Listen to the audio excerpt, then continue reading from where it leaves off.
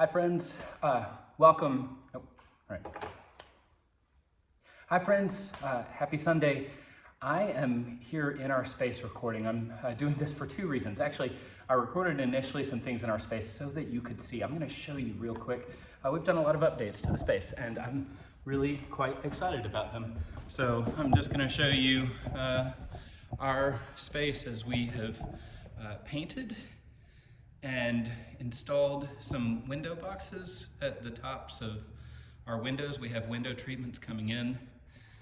The room it's nice to have a good fresh look, fresh runners in here on the floors.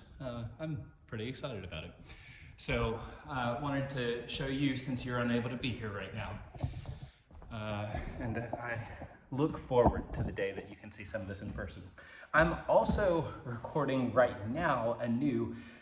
This is a Sunday morning recording because I significantly altered some of what I was doing with the sermon and wanted to give this version to you instead of the previous, I think, and hope it'll be better.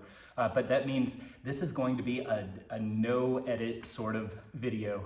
So I'm actually even going to ask you to stop in a place or two, pause and have conversation, but there's no editing, there's no words on here. I apologize for that. I hope it's still better than what you would have received previously. So our passage for today, this parable of the two sons, this is a strange parable. It's a strange parable because you have at least one of these sons doing something that's unusual. This one son who says, no, I'm not going to go and do the work that you asked me to do.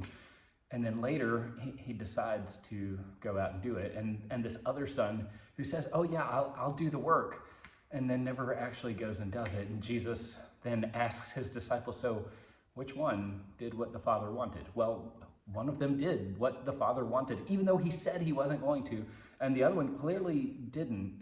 And so they say, well, it was the first one. And then Jesus has this whole thing that he jumps into about the tax collectors and the prostitutes going ahead of, in this case, it's the chief priests and the elders, you who are those who uphold this religious establishment, the people who you despise, the people who you would look down on and think they have no business in the kingdom, they're going in ahead of you.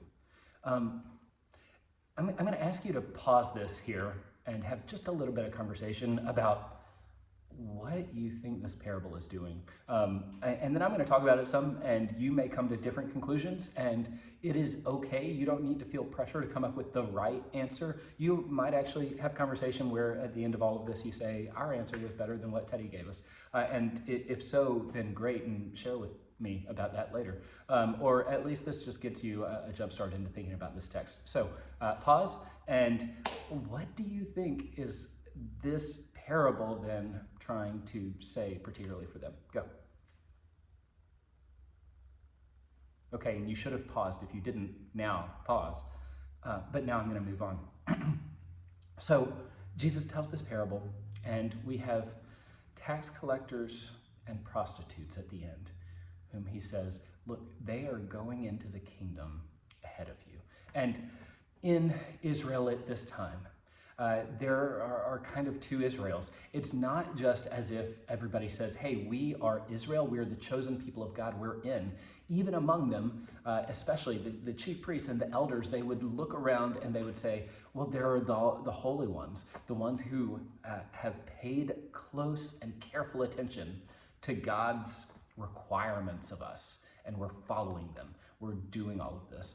And then there are the people who've just abandoned and ignored it. The Father has told us, God has told us to do these certain things. And we are the ones who've done it, and they have not. And throughout the Gospels, we have these stories of Jesus being with the wrong groups of people. This is still an issue sometimes today where we question someone's associations and say, why are they associating with these people? If you are a good rabbi in this day, who is it you associate with? You associate with the good people, the holy people, the righteous people. And instead we have these stories of Jesus who's eating with tax collectors and sinners. At one point, the Pharisees actually come to the disciples and they ask, "Why does your teacher eat with tax collectors and sinners?" And it's hard to know whether this is an accusation or whether this is something where they're like, seriously, what is going on? He's with all of the wrong people. And Jesus, he responds to this and says, "It is not the healthy who need a doctor, but the sick. But go and learn what this means. I desire mercy, not sacrifice. For I have not come to call the righteous, but sinners." And now in this parable, Jesus says that the tax collectors and the prostitutes, they believed John the Baptist. He came preaching this message of repentance, and they heard and they believed him. And they're entering the kingdom ahead of the chief priests and the elders.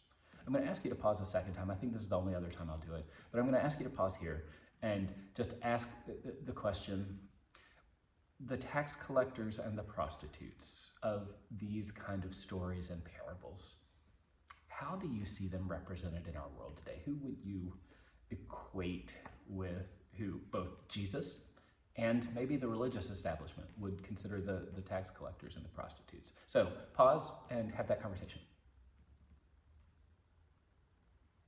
All right, and if you haven't had that conversation and you're still listening to me, you should have paused by now. But I'm going to move on. And actually, I want to suggest to you just some of my own thoughts on this. The tax collectors of this day. The tax collectors are people who have used their position to extort fellow Israelites. They have used their position to benefit themselves while others are harmed, while others are economically put in terrible positions. The tax collectors, I think if you make a comparison today, you might talk about payday lenders, you might talk about slumlords, people who know that others who struggle are going to struggle more because of what they do to them while they get better and better off. The prostitutes, well, they may be similar to any sort of sex workers, people in the sex industry still today, people who represent this sexual impurity, right? And leading a society astray sexually. So you have the one that are extorting and harming people economically, and another that are promoting both a personal holiness for them and for others, or a personal unholiness both for them and for others. So